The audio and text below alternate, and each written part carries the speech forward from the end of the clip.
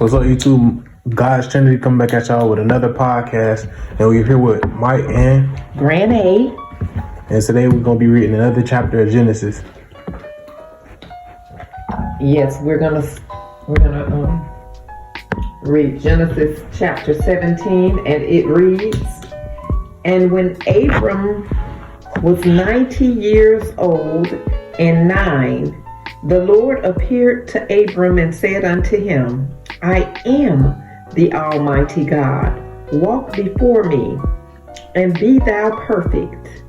And I will make my covenant between me and thee, and will multiply thee exceedingly. And Abram fell on his face, and God talked with him, saying, As for me, behold, my covenant is with thee, and thou shalt be a father of many nations. Neither shall thy name any more be called Abram, but thy name shall be Abraham. For a father of many nations have I made thee. And I will make thee exceeding fruitful, and I will make nations of thee, and kings shall come out of thee. And I will establish my covenant between me and thee and thy seed after thee in their generations for an everlasting covenant, to be a God unto thee and to thy seed after thee. And I will give unto thee and to thy seed after thee the land wherein thou art a stranger, all the land of Canaan, for an everlasting possession, and I will be their God." I think I read this yesterday. No, I didn't. "And God said unto Abraham, Thou shalt keep my covenant, therefore thou and thy seed after thee in their generations. This is my covenant, which ye shall keep between me and you and thy seed after thee. Every man-child among you shall be circumcised, and ye shall circumcise the flesh of your foreskin, and it shall be a token of the covenant betwixt me and you. And he that is 8 days old shall be circumcised among you, every man-child in your generations, he that is born in the house or bought with money of any stranger, which is not of thy seed. He that is born..." I did read this yesterday. I'm sorry, y'all. I'm sorry, pod people. We're supposed to be on chapter 18, and it reads, Genesis chapter 18, and it reads, "And the Lord appeared unto him in the plains of Mamre, and he sat in the tent door in the heat of the day. And he lifted up his eyes and looked, and lo, 3 men stood by him. And when he saw them, he ran to meet them from the tent door, and bowed himself toward the ground, and said, My Lord, if now I have found favor in thy sight, pass not away, I pray thee, from thy servant. Let a little water, I pray you, be fetched, and wash your feet, and rest yourselves under the tree. And I will fetch a morsel of bread, and comfort ye your hearts. After that ye shall pass on, for therefore are ye come to your servant. And they said, So do, as thou hast said. And Abraham hastened into the tent unto Sarah, and said, Make ready quickly 3 measures of fine meal, knead it, and make cakes upon the hearth. And Abraham ran unto the herd, and fetched a calf tender and good, and gave it unto a young man, and he hasted to dress it. And he took butter and milk, and the calf which he had dressed, and set it before them. And he stood by them under the tree, and they did eat. And they said unto him, Where is Sarah? Where is Sarah, thy wife? And he said, Behold, in the tent. And he said, I will certainly return unto thee according to the time of life. And lo, Sarah, thy wife, shall have a son. And Sarah heard it in the tent door, which was behind him. Now Abraham and Sarah were old and well stricken in age, and it ceased to be with Sarah after the manner of women. Therefore Sarah laughed within herself, saying, After I am waxed old, shall I have pleasure, my Lord, being old also? And the Lord said unto Abraham, Wherefore did Sarah laugh, saying, Shall I of a surety bear a child which am old? Is anything too hard for the Lord? At the time appointed I will return unto thee according to the time of life, and Sarah shall have a son. Then Sarah denied, saying, I laugh not, for she was afraid. And he said, Nay, but thou didst laugh. And the men rose up from thence and looked toward Sodom, and Abraham went with them to bring them on the way. And the Lord said, Shall I hide from Abraham that thing which I do, seeing that Abraham shall surely become a great and mighty nation, and all the nations of the earth shall be blessed in him? For I know him, that he will command his children and his household after him, and they shall keep the way of the Lord, to do justice and judgment, that the Lord may bring upon Abraham that which he hath spoken of him. And the Lord said, Because the cry of Sodom and Gomorrah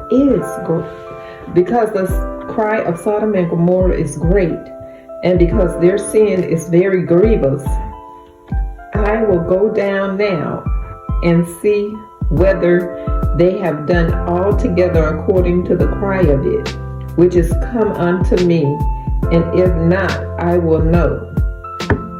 And the men turned their faces from thence and went toward Sodom, but Abraham stood yet before the Lord. And Abraham drew near and said, Wilt thou also destroy the righteous with the wicked? Peradventure there be 50 righteous within the city. Wilt thou also destroy and not spare the place for the 50 righteous that are therein? That be far from thee to do after this manner, to slay the righteous with the wicked, and that the righteous should be as the wicked. That be far from thee. Shall not the judge of all the earth do right? And the Lord said, If I find in Sodom 50 righteous within the city, then I will spare all the place for their sakes. And Abraham answered and said, Behold, now I have taken upon me to speak unto the Lord, which am but dust and ashes. Peradventure there shall lack 5 of the 50 righteous. Wilt thou destroy all the city for lack of 5? And he said, If I find there 40 and 5, I will not destroy it. And he spake unto him yet again, and said, Peradventure there shall be 40 found there. And he said, I will not do it.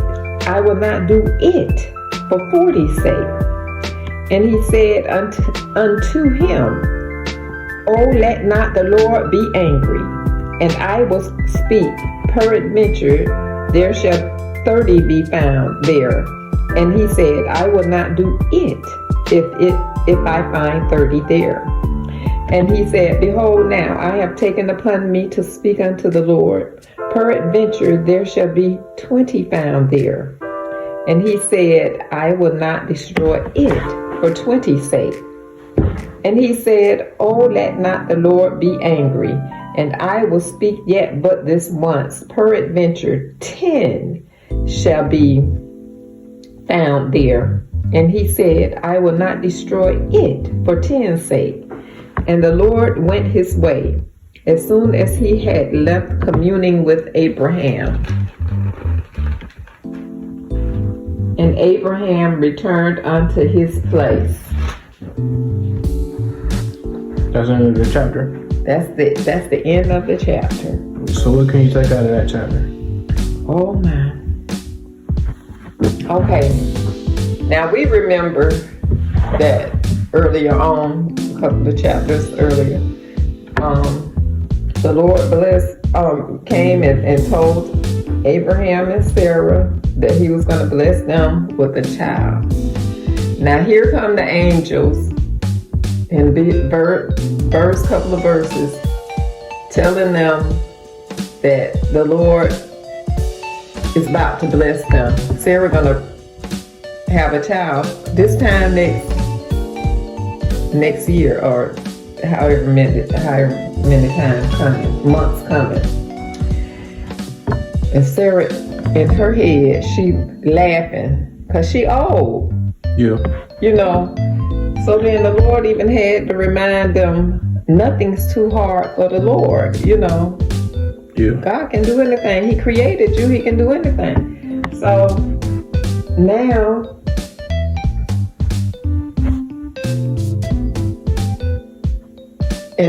and also she even said that her husband is old and past the time of producing children as well. Yeah. So she done already said that.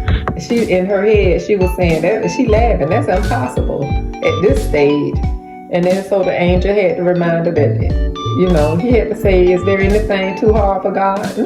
No, if God can create us, he can do whatever he wants with us, you know. Yeah, and I think this story about Abraham and Sarah, like, it's a like little reflection to what can go on today. Like, people will limit the amount that God can do, even though, you know, he brought you out of a certain situation, but you'll discredit him or say it was just something like this or it was luck. It wasn't. Mm-hmm. So you just got to realize God is all powerful, and whatever he says is going to be done, it's going to be done regardless. Whether that be you building a relationship with him and asking for something specific. Don't be afraid to ask God for anything, because you ask and you shall receive. That's how it is. As long as it's goodwill and you are, and God knows your heart, and He knows it by just you know, building a relationship with Him. Yeah. And taking time out to pray to Him 3 times a day. Taking time out to whenever you feel like you finna curse somebody out while you're on the road, you ask God to take the wheel. You know, just you know, that's just a little example. Giving yourself over to Him completely, giving your mind over to Him completely, so that you don't do things out the way. And that's a daily thing. That's it. You have to do these. You know, it's like a ritual thing daily. You know, you're giving yourself over to Him daily, just throughout each day. Things that you would normally do, your reaction to things, you don't react to that in the same manner anymore. You start behaving differently. Yeah, because you'll get the urge, but then, you know, you'll be able to stop yourself, because, you know, you got you tuning in with God and what He wants you to do inside that situation. But when you got Him tuned out, because you're thinking about doing all the other types of crazy stuff, you ain't gonna care about going out and doing extra honking horn and doing all that extra while you're on the road. Because you know, you just got so many sins on your mind, you don't care at that point. Exactly, because you know, when we walk in with God, we care about the example we set. You know, we want to set a good example for others, because we're supposed to be disciples. You know. Yep. And a disciple is a teacher. That means you're teaching people how to behave in your actions and behavior. And I'm looking over here in chapter 18, verse 19. For I know him that he will command his children and his household after him, and they shall keep the way of the Lord, to do justice and judgment, that the Lord may bring upon Abraham that which he hath spoken of him. You see, Abraham had such a relationship with God that he managed his household to follow God. That means his wife, his children, his servants. Everybody had to, contribute. Was trained to follow the Lord so that they don't go by the wayside. Mm-hmm. And the Lord looked upon that, and he saw how diligent Abraham was. That's why he chose him. That's exactly why he chose him. And if we choose God, if we choose Jesus today, if we choose Jesus and to walk in Jesus' character, then God will look upon us in the same manner. Yep. He will look upon us in the same manner. So we need to remember this, because all these words in this Bible is giving us examples of life and how we should live, the choices. If we want to walk with God, how we should do it, Yeah. So you want to add anything? Well, I'll just say this, it was like, and it's not like,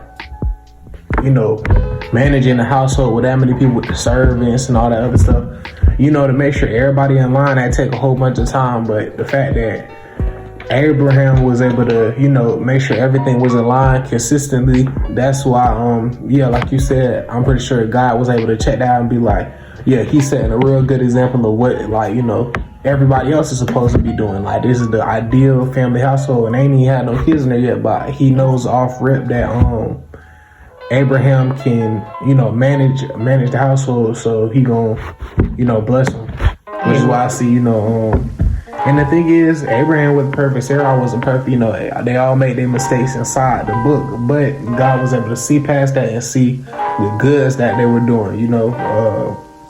Sarah was a good wife, he was a good husband, and just they was doing what they were supposed to do. But sometimes a faith lag, because everybody do what they're supposed to until stuff start getting tiring, and then and eventually when you start getting tired, your faith ends up wavering, and when it wavers, God always is gonna have some, I say he always gonna have just you still on the back of his mind, even though, because he sees what you're going through and he understands. Amen. So he always just gonna make sure he goes back and continues to keep on blessing you, so you can keep on doing what you're supposed to.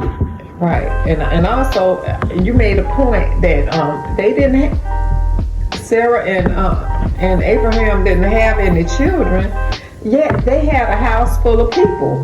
Mm-hmm. They had servants that they were taking care of, and because Lot had gone off, that was his nephew. Lot had gone off somewhere, but he still had a household of servants and he was, training to live according to the way that he lived.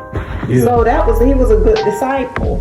So these people that were in his house were from other places, They had came in, and because they were under his household, they had to follow his rules, and they were willing to do that, Mm-hmm. And so he had converted all these souls, by taking them in and living according to the Lord. So that means that they were also able to change from their ways and come follow the Lord. Yeah, because God always smiles upon situations where you're able to convert your fellow brother or sister on the right path towards Him. That's why I feel like that's another reason why I feel like Abram and Sarah was, they was blessed so much, because they was willing to spread the gospel. And when you're willing to do that, God opened up a whole lot more doors for you, instead of you just always being inside a perpetual state of just sin. Because don't get me wrong, Abram and Sarah, they sin sometimes too, but the thing is that good outweighed the bad that they did. Amen. And that's what everybody got to realize. It's not supposed to be equal good and bad. It's supposed to be the good that you're doing outweighing the bad. Right. And then also here it comes to the part where the angels, as they were leaving, the Lord came in through and started talking to Abraham through the angels, because those were angels that came through the three men, but they were in the form of men. And the Lord started speaking to Abram, because he says, because I'm going to bless you with nations of people. He said, I'm going to share this with you. I don't want to withhold anything from you. He said, I want to tell you what I'm about to do. And he told him that he was about to go down to Sodom and Gomorrah, because he done heard some atrocious stories about, what's going on down there. And I didn't need the words that I'm using, but that's basically what it said. And he going down to see what's there. But Abraham knew that Lot was down there, and Lot's family, and that was his nephew. And Abraham is concerned about Lot and his family. So that's why he kept saying, well, peradventure, he started off with 50.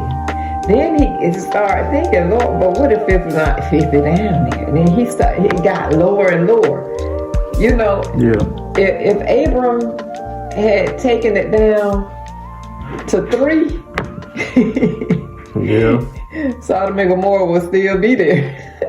And the thing is, he took it down to 10, and there was not 10. He took it down to 10 because he's trying to make sure that Lot and his family is saved. Yeah, and I feel like we living in Sodom and Gomorrah 2.0, to be honest. Today. Today. Because I feel like it's too many. It sounds like it's talking specifically about the state that we in right now, when we go through that part. Right. Because it like word for word, it's the same stuff that's going on now. If God came today, is there any place that he would not destroy? But I praise the Lord that the Lord said he's not going to destroy the earth ever again. Yeah. So he did pull up and set that certain area on fire. Exactly. So you really can't be too comforted with all the sin you're doing. Because if you don't know what's going on, you might get blown out the sky for some reason. And I know that the Lord tug at our hearts trying to, bring us in, because people, when people are praying for you, that means that they concerned, they want you to be saved. So you'll feel that spirit tugging at your heart to come follow me. Because listen, God has a special place for us, and he wants us to dwell there as a family, and he don't want us to be lost. And your loved ones don't want you to be lost either. Our loved ones don't want us to be lost. So we must pray for one another. We must look to one another just like Abraham did. He said, well, Lord, peradventure, there be 50,